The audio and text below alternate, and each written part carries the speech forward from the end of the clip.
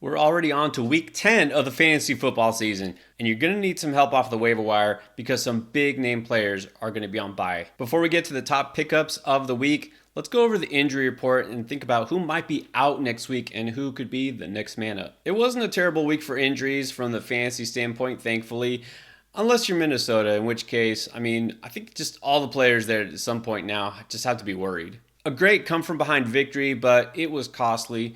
Let's start at quarterback. You saw Josh Dobbs come in and make that amazing comeback, and that was out of necessity. He wasn't even supposed to play this game. It was the rookie out of BYU, Jaron Hall, a fifth-round pick, was supposed to make the start this week, and that lasted not even a quarter before he left the game not to return with a concussion. Well, we may not know what he could do in Minnesota because Dobbs took over, led them to a win, and he's going to be the starter from here on out clearly. So Hall is out. Dobbs is the guy from this point going forward. And later in that game, you might have also seen KJ Osborne, one of their top receivers, while Justin Jefferson is out. He suffered kind of a scary hit there, a concussion. He left. Thankfully, it looked like he was okay. But if he's somebody you did have on your roster, just beware he might not be back next week due to the protocol. And the biggest blow here was Cam Akers, who had been sharing time with Alexander Mattison in the backfield. They say now that they might fear an Achilles tear, which means again, his season would be over. Remember, he's already been through this.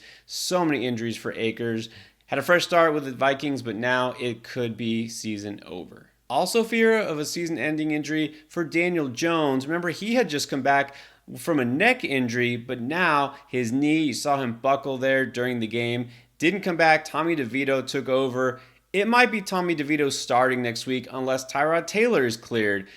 Things have just gone from bad to worse for the Giants, but Daniel Jones, again, there's a chance he doesn't come back. The Eagles lost Dallas Goedert during that game to Dallas, and it was a forearm injury for him. Didn't return. Definitely something to monitor because he was one of the higher-end fantasy tight ends. In Indianapolis, Josh Downs was questionable all week with a knee injury, but he did play. But then he didn't play for most of the game because he left with that same knee injury, so definitely something to keep an eye on there. His promising rookie campaign is at a halt. And another rookie might get his chance to shine now. I'm talking about Quentin Johnson for the Chargers because Josh Palmer, who also had been battling a knee injury, not going to play on Monday Night Football, but also not going to play for a while because he was placed on IR. He is out. Remember, Mike Williams already gone for the season. Palmer now going to miss at least 4 weeks. So we're looking at them digging deep here in terms of receivers. Quentin Johnson is going to have to step up. But let's talk about the players who did step up in week 9 and who might be worth adding going forward. Now, I think we have to start with Houston. Now, look, you already know CJ Stroud is good, right? Don't have to tell you about that. You're looking for a quarterback? I think he'll do. You probably also already know about Tank Dell, who, although he is available in about half of fantasy leagues, in most platforms, in deeper and more competitive leagues, he might not be there, or you're going to have to battle to get him after his performance. Dalton Schultz, same thing at tight end. He had been hot for weeks in a row. I've already talked about him. So let's go with a guy who there's a really good chance you could pick up on waivers this week, Noah Brown. In that record-setting performance for Stroud against Tampa Bay, Brown was the leading receiver. Now, a lot of it came on that one 75-yard touchdown run, but it wasn't just that. He wound up 153 yards on 6 catches. Brown had been flying under the radar because he had yet to have a big game in this offense. We've seen Nico Collins have some big games, Tank Dell, and then Dalton Schultz have been scoring touchdowns, and now it was Brown's turn. But look, since Brown has been back from injury, he's been involved. In the 4 games he has played this year, he's averaging 5 targets per game. Brown could have been more productive, but he missed time due to injury. And he will be involved because Robert Woods, the veteran, is out with a foot injury, not sure how long. John Mechie was active for this game, but he left with a rib injury, so he might also be out. Noah Brown is going to be a factor here. I do clearly prefer both Nico Collins and Tank Dell to Noah Brown, but again, in a lot of leagues, those guys are already snatched up. Go for Noah Brown, and he could definitely produce. Now, on the other side of that contest, it shouldn't be forgotten that Tampa Bay put up 37 points on the road against Houston, and if not for that last second amazing drive, they would have won that game. I think the most surprising part about this is not just that Baker Mayfield looked pretty good, it's that the leading receiver for Tampa was their tight end, Cade Otton. His stat line is good, not just because of the touchdowns. He scored twice, but also 70 yards from 6 receptions. That's pretty good for a tight end these days. But what really stands out is he led the team in targets by far with 9. And this isn't an out of nowhere thing exploiting the matchup. He had 6 targets each of the last 2 weeks, so he's really coming on lately and developing chemistry with Mayfield. I already mentioned Goddard with an injury. Next week, you're not going to have Travis Kelce because of bye weeks. If you need help at tight end, Auden is the place to look first. Although, there's another tight end who'd been coming on each of the last 2 weeks with big games, kind of out of nowhere, and that's Cole Kmet. And it really was out of nowhere because back in week 7, he had 0 catches on 0 targets. Well, he followed that up with 10 catches for 79 yards, and then this past week, 6 catches, 55 yards, and 2 touchdowns. Clearly, the chemistry with Tyson Bagent, quarterback in Chicago, has developed. And this wasn't even a good matchup for tight ends. New Orleans had been one of the toughest for tight ends to score against, and he did it twice. So clearly, if Bagent is still the guy, you know you can feel good about Kmet. But what if Justin Fields does come back? I think he should feel just as good, if not better. Because despite the mid-season lull when they were transitioning, Fields being hurt to Bagent starting for the first time, early in the season, remember, Kmet was doing really well. He had a 2-touchdown game back in week 4 against Denver and followed it up with another touchdown, 42 yards, 5 catches in week 5. You'll have a harder time finding Kmet on waiver wire in some competitive leagues, but again, if he's still out there, probably a more solid option than Auden, but Auden more likely to be available. And I feel like I have to go back to a guy that really should be rostered in most leagues, but for some reason he's not. Maybe the last call on JSN, Jackson Smith and Jigba in Seattle. Another solid, not spectacular game, 63 yards on 6 catches. Didn't score a touchdown, of course, because Seattle didn't score any touchdowns this week. But what's really significant here is he had 7 targets, which was second most to Tyler Lockett, and he led the team in receptions. He had more catches in this game than DK Metcalf and Tyler Lockett combined. This wasn't an injury thing. Both Lockett and Metcalf were cleared before the game.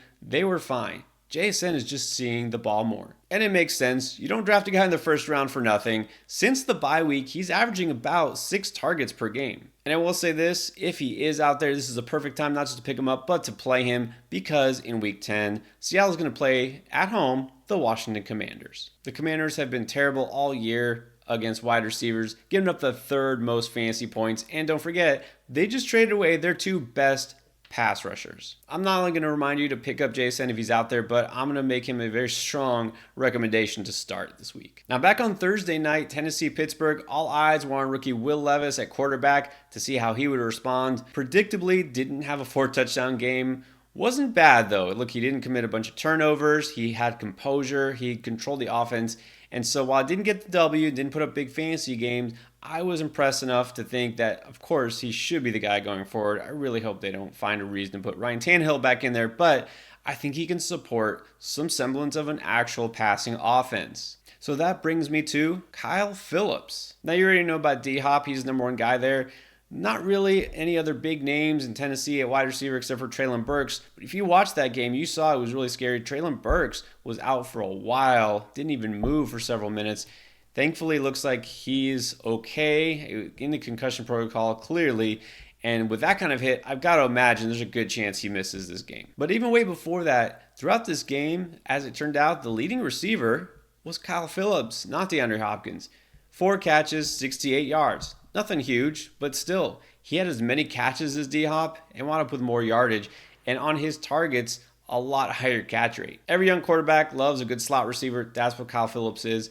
Look, I will tell you, this is not out of nowhere also for me. I was really high on Kyle Phillips, probably too high last year as a rookie. I thought that he would make an impression. Injuries have bothered him, and then this year, it's why you haven't heard from him, because he missed the first 4 weeks also. Kind of eased back in action, didn't do much. Of course, this whole pass offense didn't do much until a week ago when Levis came in. I really think now is a chance for Kyle Phillips to make an impact in the NFL. Also might be perfect timing, not just the fact that they might be without Treylon Burks, but also this coming week, Tennessee is going to face Tampa Bay, who allows the 2nd most fantasy points to wide receivers. That's right, even more than the Washington Commanders I just mentioned. And now it's finally time to discuss Keaton Mitchell. Like, some of you have been asking for a while about Keaton Mitchell. When is Keaton Mitchell going to break out? Is he worth stashing? Is he worth starting? The answer has always been a pretty solid no. And here we go. In week 9, we have to talk about Keaton Mitchell. Not only was he the leading rusher in the NFL in week 9, he was the only running back to go over 100 yards. This must mean we have to consider Keaton Mitchell a must-add, right? Well, let me say a couple things about Keaton Mitchell's week 9. 138 yards rushing. Of course, some of it came on that 40-yard touchdown run. He had several big runs, and so immediately, of course, we see the comparisons on social media that he is the next Devon Achane. Is he small and fast? Yes, he is. Is he on a good offense that's friendly to the running game? Yes, he is. Is he going to be the next Devon Achane?